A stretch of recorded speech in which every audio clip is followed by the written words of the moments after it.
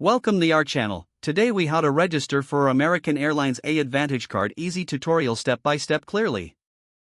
To register for an American Airlines AAdvantage Card, start by visiting the American Airlines website.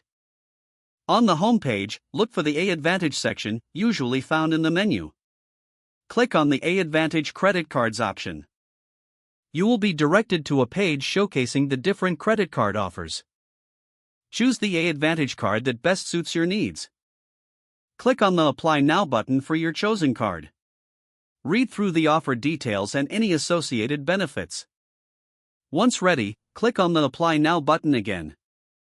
You will be redirected to the application form. Begin filling out the form with your personal information. This includes your name, address, and date of birth. Next, provide your social security number and income details. Double-check that all information is accurate to avoid delays. Once you've completed the form, look for the Submit button. Click on Submit to send your application for processing.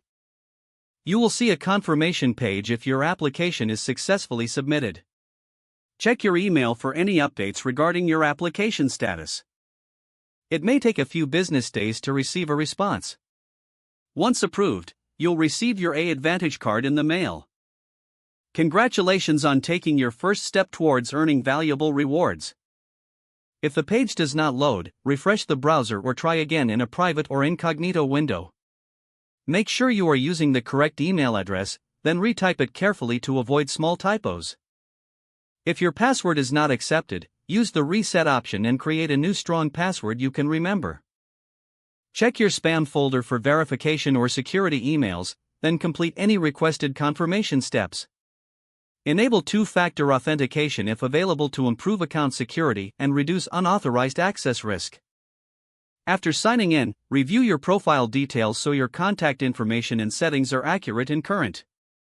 If you see an error message, note it down and try again after restarting your device and internet connection. Log out when you finish, especially on shared devices, to keep your account and payment information secure.